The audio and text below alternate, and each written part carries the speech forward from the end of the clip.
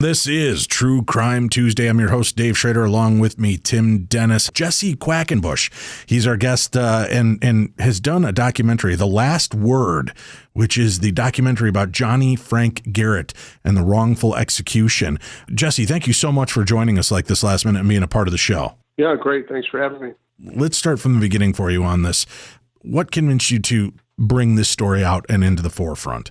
It was Texas has led the nation in capital punishment and executions for as many years as it's been since we started reinstituting those.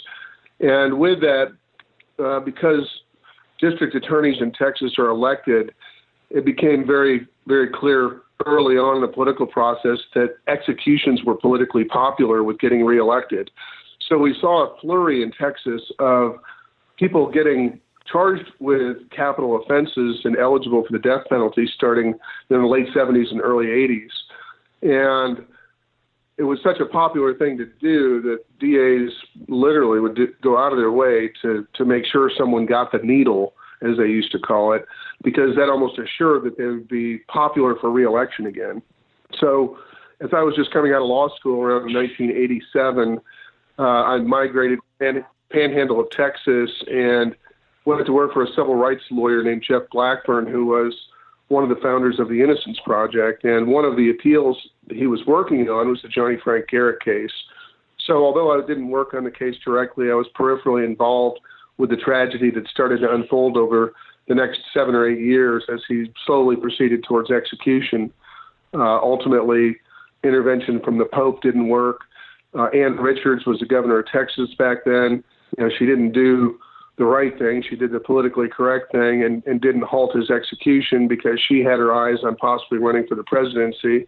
So he got caught up in this whirlwind of politics and unfortunately was executed.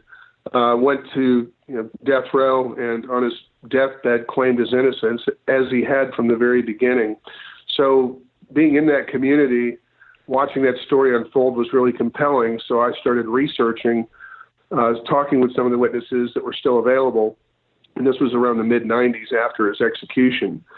And, the story was compelling in itself, but the fact that he cast a curse at the very end, basically promising everyone involved with his death a similarly violent ending to their own lives, and then slowly watching as that curse came true, it wasn't just a compelling story, it was freaky. Subscribe now for True Crime Tuesday by visiting darknessradio.com and clicking the True Crime Tuesday banner. Never miss another episode of True Crime Tuesday and Dumb Crimes and Stupid Criminals. Go there now, darknessradio.com, and click on the True Crime Tuesday banner. Do it now.